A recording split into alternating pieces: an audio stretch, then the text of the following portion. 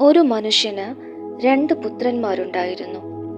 അവരിൽ ഇളയവൻ അപ്പനോട്, "അപ്പാ, വസ്തുവിൽ എനിക്ക് വരേണ്ടുന്ന പങ്ക് തരേണമേ" എന്ന് പറഞ്ഞു.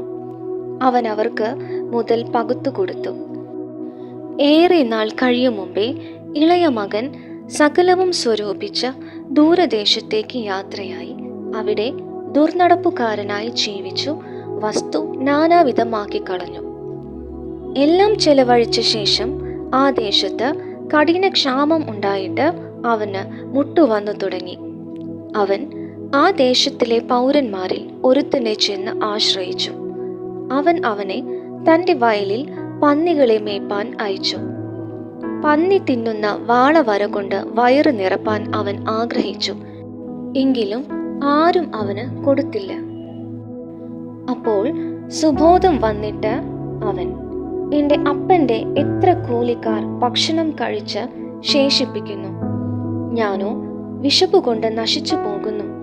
ഞാൻ എഴുന്നേറ്റ് അപ്പൻ്റെ അടുക്കൽ ചെന്ന് അവനോട്, അപ്പാ, ഞാൻ സ്വർഗത്തോടും നിന്നോടും പാപം ചെയ്തിരിക്കുന്നു. ഇനി നിന്റെ മകൻ എന്ന പേരിന് ഞാൻ യോഗ്യനല്ല. നിന്റെ കൂലിക്കാരിൽ ഒരുത്തനെ പോലെ എന്നെ ആക്കണമേ എന്ന് പറയും" എന്ന് പറഞ്ഞു. അങ്ങനെ അവൻ എഴുന്നേറ്റ് അപ്പൻ്റെ അടുക്കൽ പോയി.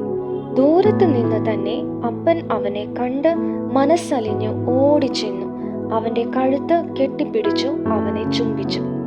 മകൻ അവനോട്, "അപ്പാ, ഞാൻ സ്വർഗത്തോടും നിന്നോടും പാപം ചെയ്തിരിക്കുന്നു. ഇനി നിന്റെ മകൻ എന്ന് വിളിക്കപ്പെടുവാൻ ഞാൻ യോഗ്യനല്ല" എന്ന് പറഞ്ഞു. അപ്പൻ തൻ്റെ ദാസന്മാരോട്, "വേഗം മേൽത്തരമായ അങ്കി കൊണ്ടുവന്ന് ഇവനെ ധരിപ്പിപ്പിൻ. ഇവന്റെ കൈക്ക് മോതിരവും കാലിന് ചെരുപ്പും ഇടുവിപ്പിൻ. തടിപ്പിച്ച കാളക്കുട്ടിയെ കൊണ്ടുവന്ന് അറുപ്പിൻ. നാം തിന്ന് ആനന്ദിക്കാം. ഈ എൻ്റെ മകൻ മരിച്ചവനായിരുന്നു, വീണ്ടും ജീവിച്ചു. കാണാതെ പോയിരുന്നു, കണ്ടു കിട്ടിയിരിക്കുന്നു" എന്ന് പറഞ്ഞു. അങ്ങനെ അവർ ആനന്ദിച്ചു തുടങ്ങി. അവന്റെ മൂത്ത മകൻ വയലിലായിരുന്നു. അവൻ വന്നു വീട്ടിനോട് അടുത്തപ്പോൾ വാദ്യവും നൃത്തഘോഷവും കേട്ടു. ബാല്യക്കാരിൽ ഒരുത്തനെ വിളിച്ചു, "ഇതെന്ത്?" എന്ന് ചോദിച്ചു.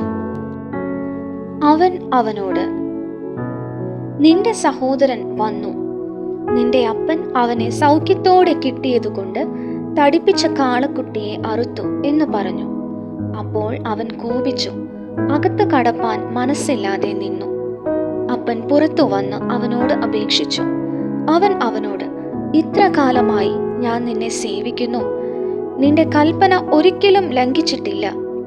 എന്നാൽ എൻ്റെ ചങ്ങാതികളുമായി ആനന്ദിക്കേണ്ടതിന് നീ ഒരിക്കലും എനിക്ക് ഒരു ആട്ടിൻകുട്ടിയെ തന്നിട്ടില്ല.